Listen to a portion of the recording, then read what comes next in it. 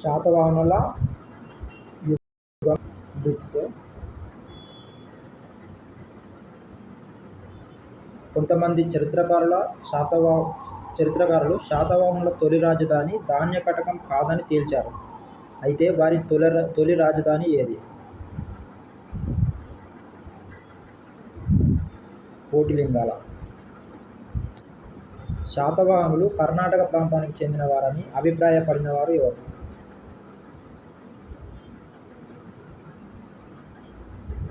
Doctor Sukthankar. శాతవాహనులు విదర్భ ప్రాంతానికి చెందినవారని అభిప్రాయపడినవారు? వివి మిరాషి. శాతవాహనుల తొలి ప్రాంతం మహారాష్ట్ర అని అభిప్రాయపడినవారు? పిటి శ్రీనివాస్. శాతవాహనుల మూల స్థానం పైఠాన్ ప్రాంతమని పేర్కొన్నవారు?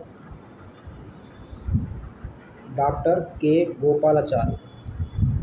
కరీంనగర్ జిల్లాలో మహానగర శిథిలాలు బయపడిన ప్రాంతం? కదంబపూర్. నాణేలపై కనిపిస్తున్న తొలి శాతవాహన రాజు ఎవరు? భూభగ. శాతవాహన వంశ స్థాపకుడు మొదటి పాలకుడు ఎవరు? శ్రీముఖుడు. శ్రీముఖుడి పాలనా కాలం క్రీస్తుపూర్వం 231 నుండి 208. శ్రీముఖుడు మొదట అవలంబించిన మతం? జైనం. విశ్వామిత్ర శుంగుడు ఉత్తర భారతదేశంలో మౌర్య వంశాన్ని నిర్మూలించి మగధలో క్రీస్తుపూర్వం 187లో శుంగ వంశాన్ని స్థాపించే సమయంలో పాలన కొనసాగిస్తున్న శాతవాహన రాజు?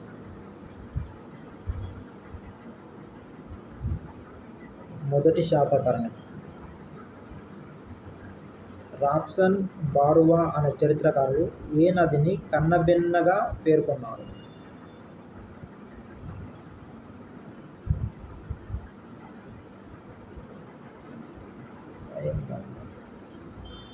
వైన్గంగా. కృష్ణ అని నా డౌట్, కానీ ఇందులో ఆన్సర్ వైన్గంగా ఉంది. ఓకే.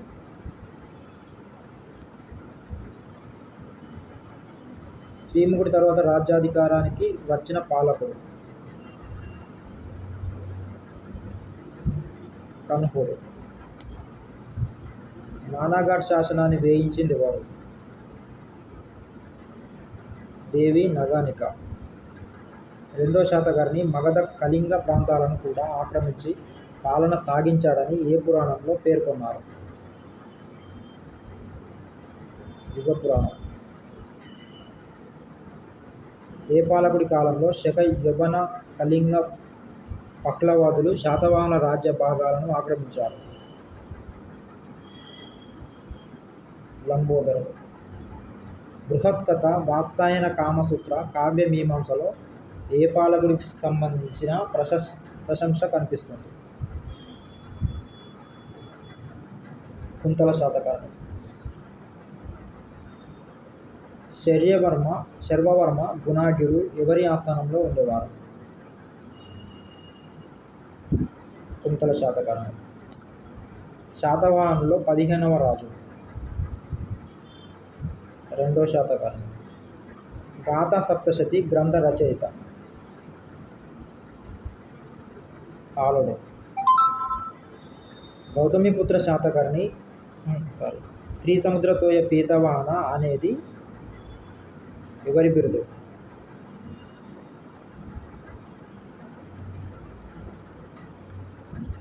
గౌతమిపుత్ర శాతకర్ణి. ఏ పాలకుడి కాలంలో తెలుగు ప్రాంతమంతా శాతవాహనుల ఆధీనంలోకి వచ్చింది?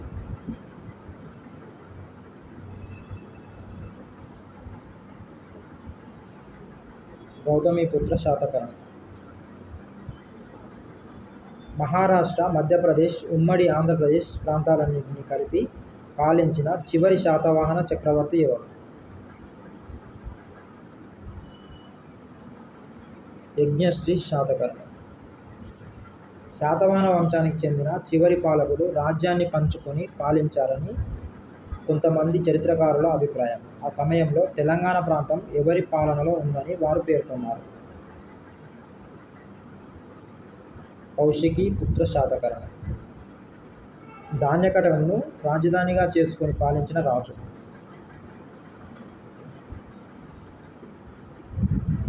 రెండో పులహమావి. శాతవాహనులో చివరి పాలకుడు ఎవరు? నాలుగో పులహమావి. నాలుగో పులహమావిని ఓడించే నాటికి శ్రీశాంతమూలుడు ఎక్కడ బలవంతమైన నాయకుడిగా ఉన్నారు? విజయపురి. శాతవాహన పాలకుల వరుస క్రమం.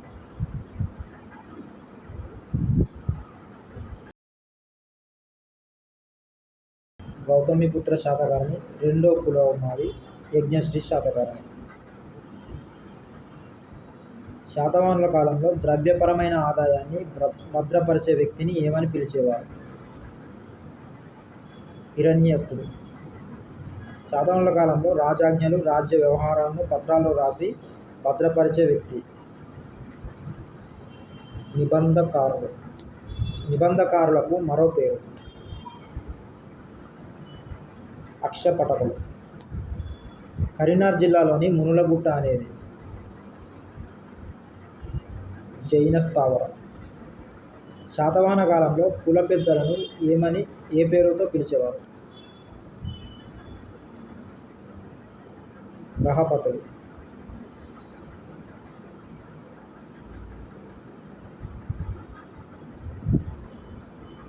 శాతవాహనుల కాలంలో పంటలో ఎన్నో వంతును భూమి శిస్తుగా వసూలు చేసేవారు? 6వ వంతు. శాతవాహన శాసనాల్లో కనిపిస్తున్న స్కందావరం అనే పదానికి అర్థం? Military camp. శాతవాహన శాసనాల్లో కనిపిస్తున్న కటకం అనే పదానికి అర్థం? సైన్యాగారం. కారవేరుడు ఏ నగరాన్ని గాడిదలతో తొక్కించి నేలమట్టం చేశాడు? హితుండ. శాతవాహన కాలం నాటి చేతి వృత్తిదారులైన సాలెవారు అంటే? కూలికులు. శాతవాహనుల కాలంలో గదికులు అనే చేతి వృత్తి వారు చేసే పని? సుగంధ ద్రవ్యాల తయారీ. శాతవాహనుల కాలంలో వృత్తి పని వారు చెల్లించే పన్ను పేరేమిటి? కరుపర. శాతవాహనుల కాలంలో శేలవదకులుగా ఎవరిని పేర్కొనేవారు? శిల్పులు. శాతవాహనుల కాలంలో పసకరులు అంటే ఎవరు? మేదరివారు. కులాలు వేటి నుంచి ఆవిర్భవించాయి?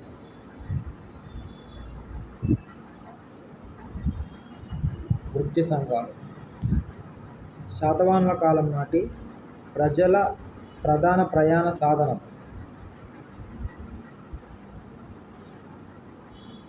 ఎడ్లబండి.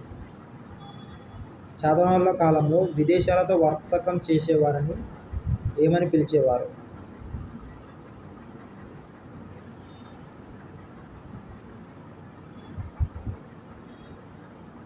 సార్ధవాహులు. శాతవాహనుల నాణేలపై ప్రధానంగా కనిపించేది? ఓడముద్ర. శాతవాహనుల టంకసాల నగరం ఏది? కొండాపురం. శాతవాహనులతో ఎక్కువగా వర్తక వ్యాపారం నిర్వహించిన విదేశీయులు?